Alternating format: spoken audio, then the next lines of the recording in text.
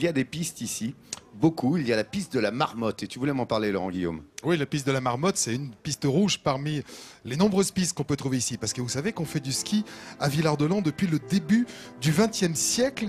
On a même descendu les pistes de ce village bien avant d'aller s'aventurer dans les profondes vallées alpines de l'Oisans où se trouvent les deux plus grandes stations du Dauphiné, l'Alpe d'Huez et les Deux Alpes. Alors, pour Villars, la proximité de Grenoble y est pour quelque chose. Il y avait une facilité d'accès grâce à un tramway qui pouvait monter les citadins en montagne assez facilement. Mais ça, c'était dans les années 20. Malheureusement, il n'existe plus aujourd'hui.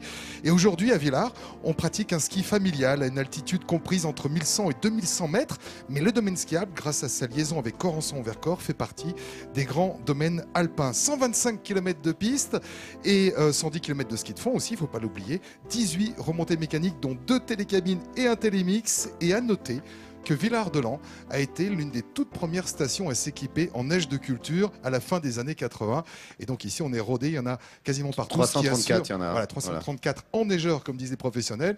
Et ça assure quand même le ski, même quand les conditions ne sont pas faciles. Merci Laurent, notre spécialiste de la montagne de France 3 est avec nous. C'est un membre éminent de l'équipe de Midi en France, vous l'avez bien compris.